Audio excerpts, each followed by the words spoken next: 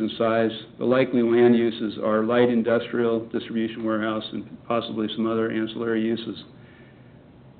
Why is that important? Well, it's important because if it's a priority to grow more commercial uses,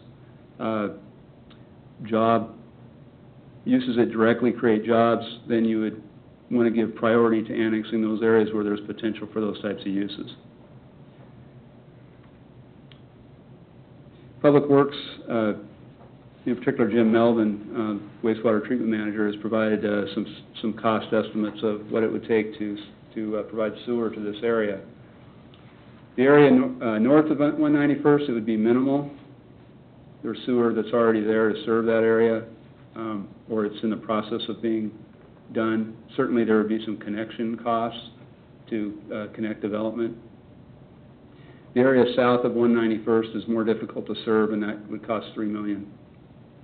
That's a capital cost, by the way. For water, the costs are $260,000. The arterial roads, Tim McEldenny, the city engineer, provided us with some cost estimates, and this is largely based on $1 million per mile, per lane mile, I should say. And it's arterial roads only. It's not for all the roads that would serve an area. It doesn't include collectors and local streets. $6.6 million is estimated for this area. If you look at this area, this is the area around the 175th Street and I-35 interchange. It's a very visible area. It's a larger area, 1,174 acres. The size of these areas, that's not necessarily, if there was an annexation, it wouldn't necessarily happen all at once. It would happen partly as an opportunity to work with a property owner. And so it's not going to be that exact size, but that's generally the area that we've identified. The likely land uses for this area are probably retail and light industrial. We haven't given tons of thought to that. A lot of that's coming from me. But clearly this area has a lot of potential for retail. It's very visible. It's very accessible. And we have had people that have talked to us with interest in developing retail in that area. As far as sewer is concerned, sewer is already in north of 175th. Costs $5 million or more for the balance of the area to serve it with sewer. Water, $3 million, but it could be much higher. The cost of roads would be $13.5 million. This is the third area. This is the Gardner Road interchange area. So this is a pretty large area. The city limits already extend east of I-35 at this location.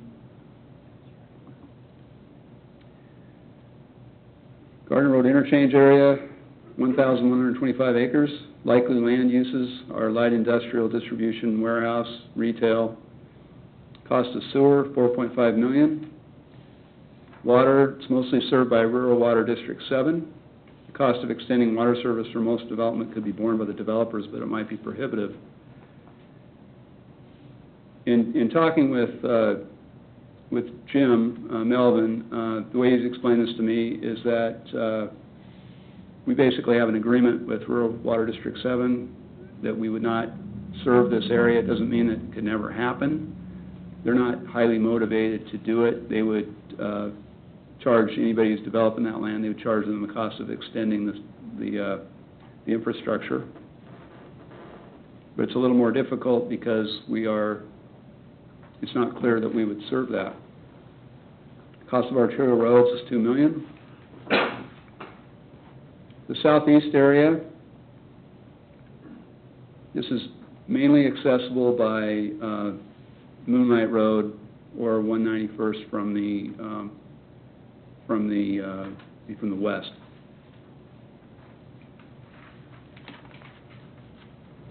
The southeast area is 3,538 acres. The likely land uses are light industrial and residential. Again, that's all debatable, of course. Cost of sewer, be $5 million for a package plant. $16 million for a long-term solution. Water, it's served by Rural Water District 7. There's potential for Gardner to extend the Rural Water District 7 mains or negotiate for a service area. Arterial roads cost would be $14 million in the near term. This is the Gardner Junction area. You can kind of see where this is located. It's a large area north of Old Highway 56 and generally west of the Gardner Municipal Airport. One thing that really jumps out at you on this map are the oil wells. All those little red dots are oil wells. While this has some potential for residential development, it's my understanding, it's staff's understanding, that it's pretty difficult for that to happen when you have a lot of oil wells. I don't think it's out of the question, but it's difficult to, once oil wells are there, they tend to stay, and it's not clear how you can develop residential over the top of oil wells. This is an area that's 3,717 acres. Just for some perspective, square mile is 640 acres. Likely land uses are predominantly residential, maybe some minor retail, I'd say very minor retail, and possibly light industrial, although I think you'd have to be a little, I guess, circumspect about industrial going north of 56 or even north of the railroad tracks. Again, oil wells are an obstacle to residential development south of 175th. Sewer, it's difficult to serve. It requires lift stations. Costs are not calculated at this time. As far as water is concerned, it's served by Rural Water District 7, but again, they are not necessarily motivated to extend water mains into that area. Arterial roads estimated to be $23.1 million in cost in the near term. This is the area just north of Gardner Lake. Again, this area has some oil well activity in it. The area is 1,000 acres. The likely land use is residential. Sewer is challenging because of topography. It would likely require construction of a new sewer plant with lift stations. This is served by Rural Water District 7, and we don't have an estimate for the arterial roads at this time. That's the end of my slides. Jim Melvin and Tim McEldowney are here to answer questions you might have about sewer and the roads. One thing that this starts to get at, I'm going to hand you a worksheet.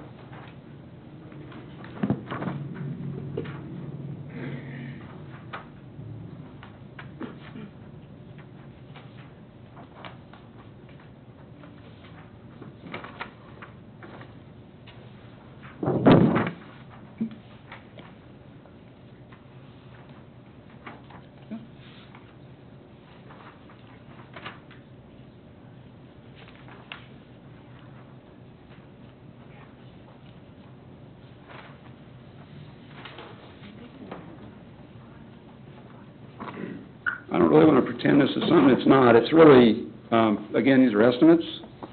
It's just a way of looking at this, to begin looking at this, an analytical framework, if you want to call it that. You can take the cost of sewer and compare it to different areas. You can determine the cost of sewer per acre. Of course, you wouldn't necessarily annex everything at once.